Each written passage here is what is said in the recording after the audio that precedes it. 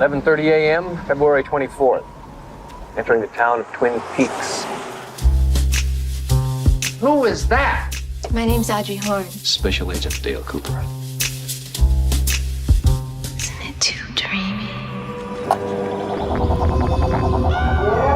There's a sort of evil out there.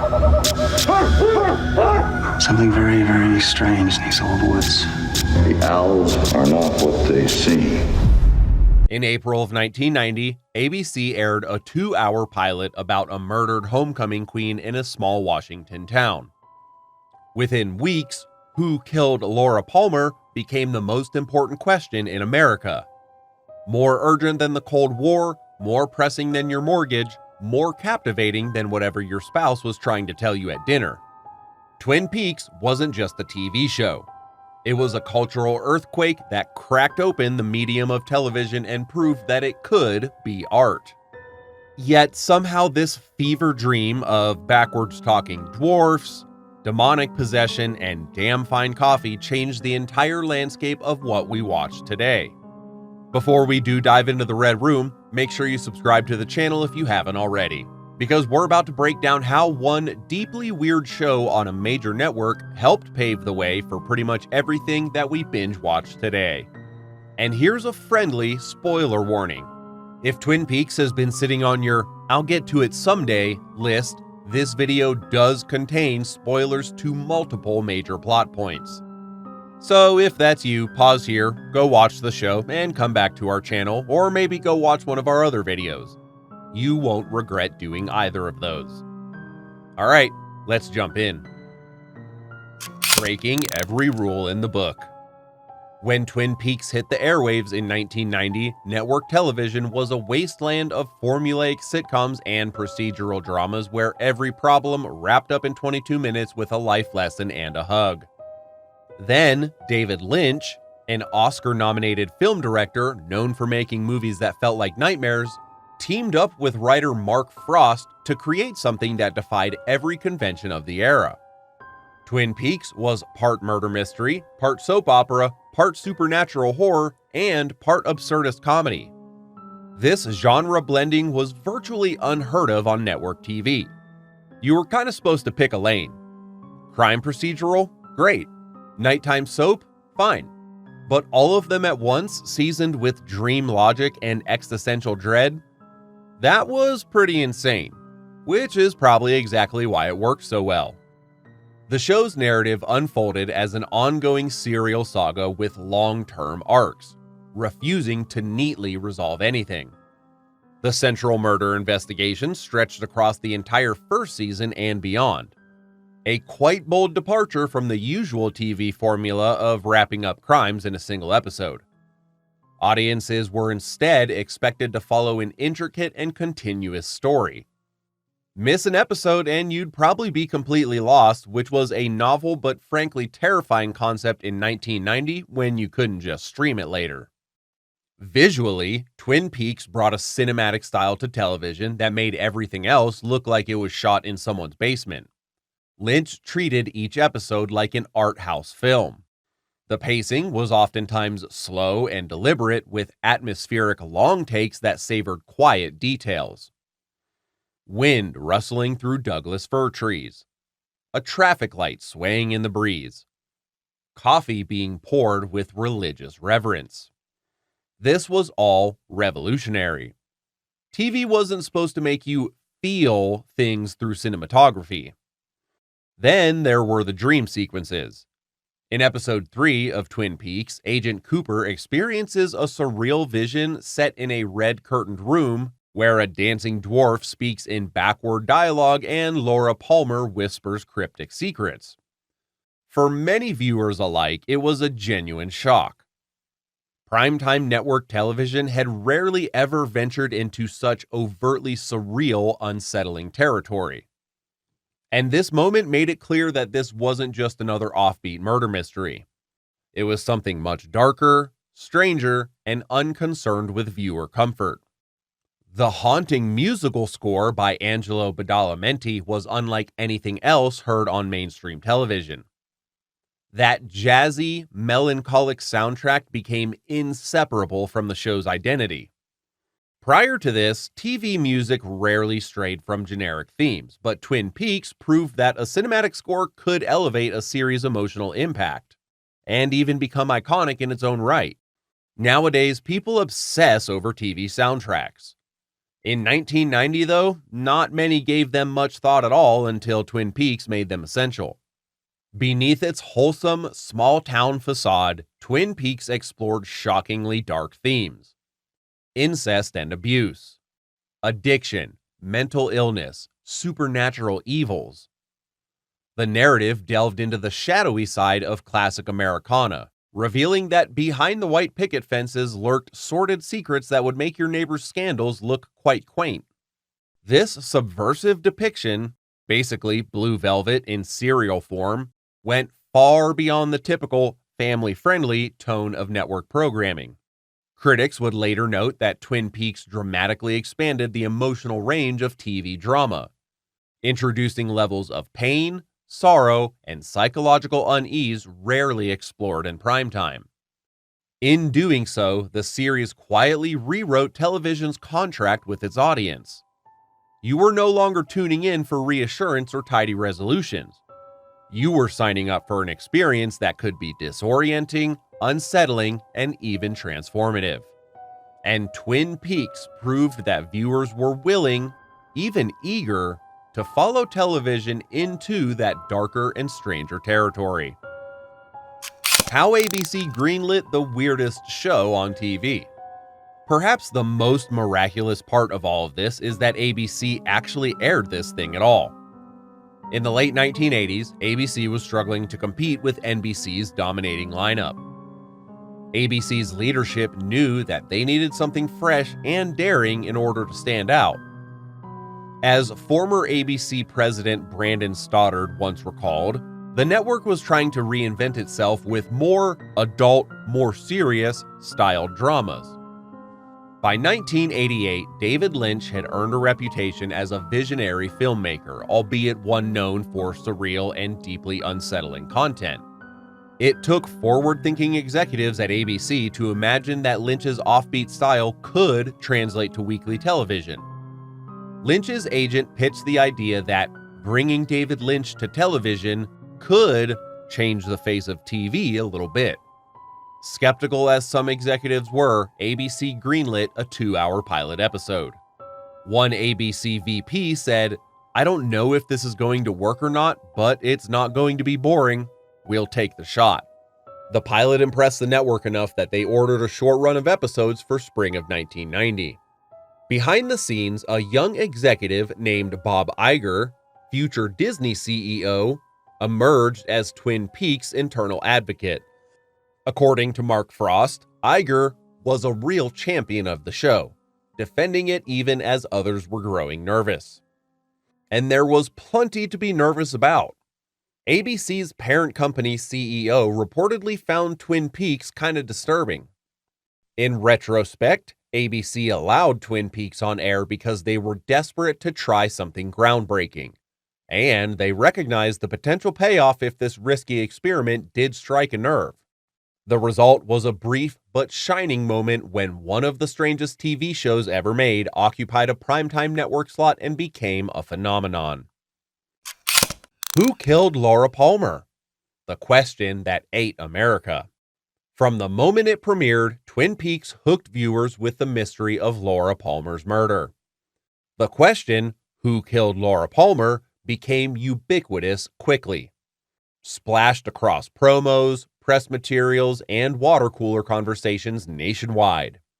It turned Twin Peaks into a cultural sensation in 1990, with fans forming theories and even hosting view parties to scrutinize clues together. Mainstream publications ran countless articles about this show.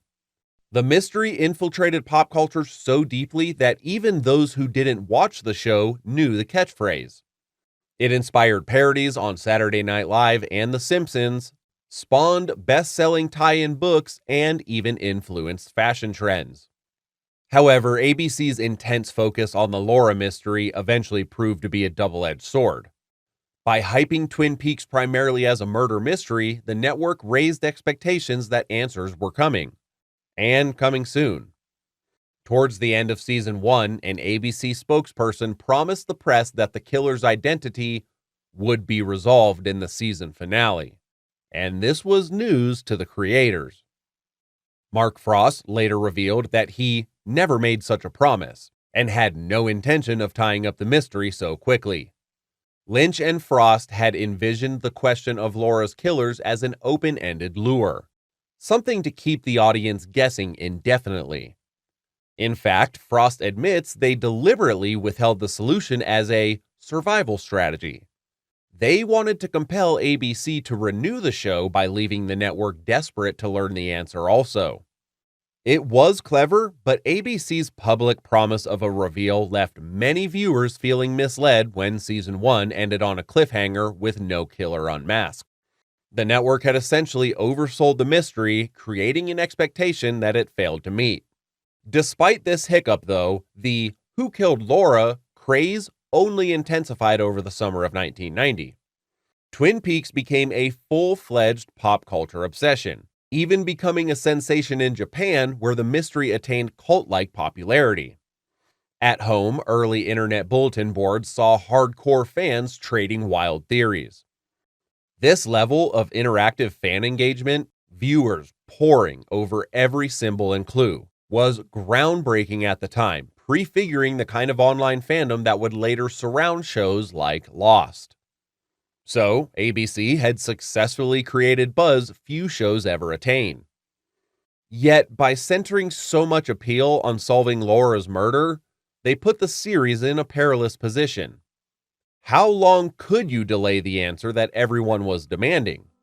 That tension would soon come to a head. The reveal that killed the show.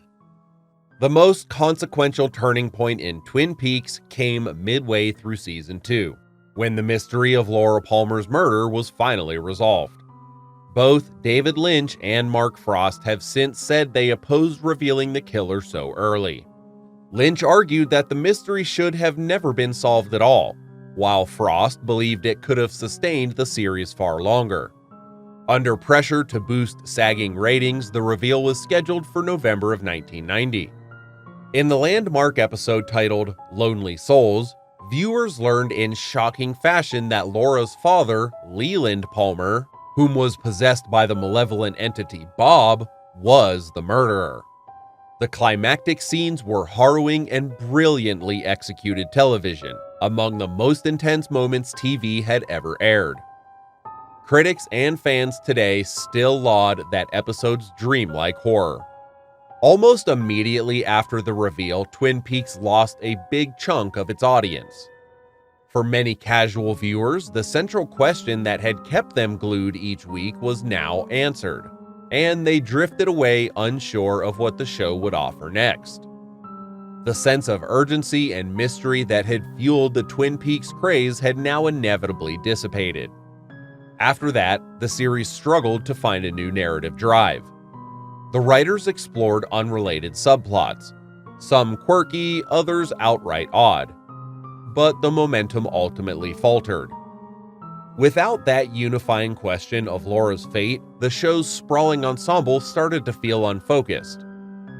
Critics derided many Season 2 storylines as Twin Peaks at its worst, meandering and lacking spark. In Frost's own words after Laura's case concluded, just about every subplot that could go wrong did. David Lynch grew indifferent after the killer's reveal, feeling the heart of the story was ripped out of its chest. He stepped back from day-to-day production, which many believe contributed to the uneven quality in the back half of Season 2. The network also moved Twin Peaks to Saturday night, which further hurt its viewership. By early 1991, ratings had plummeted and ABC decided to cancel the series. The final episode of Twin Peaks, airing in June of 1991, ended on a now infamous cliffhanger. Agent Cooper trapped inside the otherworldly Black Lodge with a doppelganger possessed by Bob roaming free. Mainstream audiences were largely baffled. In essence, revealing Laura's killer solved one mystery but ultimately hurt the show by undermining its ongoing allure and exposing the narrative difficulties of sustaining the story without that central hook. Mark Frost later reflected that ABC forcing their hand was a mistake. With hindsight, Frost believes that they could have carried the Laura storyline through the entirety of Season 2 if left to their own devices. The premature unmasking stands as an all-too-classic cautionary tale of creative vision clashing with network demands. The legacy: how Twin Peaks changed everything. Although Twin Peaks burned out after 2 seasons, its influence only grew. The series is now recognized as a forerunner of modern prestige television, a show that proved television could be cinematic, serialized, and driven by a strong authorial voice. It's no exaggeration that without Twin Peaks, half of our favorite shows today wouldn't exist at all. One of its most lasting contributions was legitimizing the long-form mystery. Twin Peaks demonstrated that audiences were willing to commit to an ongoing, serialized puzzle, provided the world of the show offered enough enrichment. This approach directly influenced shows like The X-Files, whose creator Chris Carter has acknowledged the impact of Lynch and Frost's work. Agent Cooper's intuitive, metaphysical approach to investigation helped reframe the TV detective as someone open to the strange and unknowable, an idea that carried forward into characters like Fox Mulder. Twin Peaks also helped open the door to auteur-driven television. Before its debut, it was extremely rare for a filmmaker of David Lynch's stature to imprint such a distinctive personal style onto a network series. That precedent made it easier for later creators to bring cinematic ambition to TV.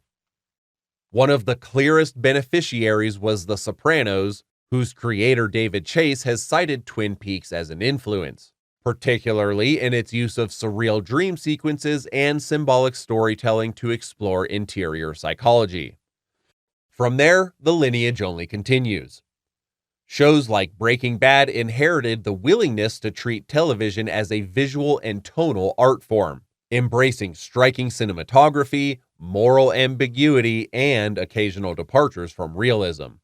One of Twin Peaks' most enduring contributions was helping define a new kind of television storytelling.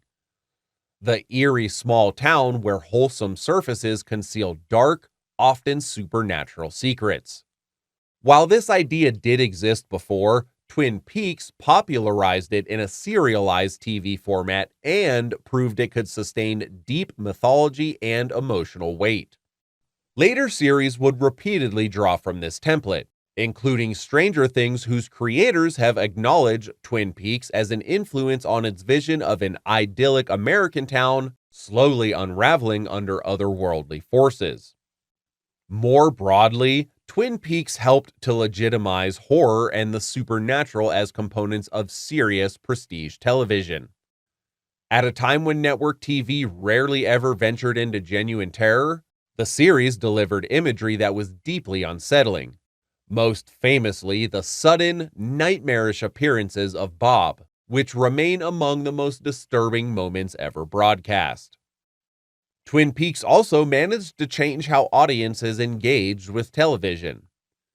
The series supported dense mythology and invited obsessive analysis at a time when that kind of fandom was virtually unheard of.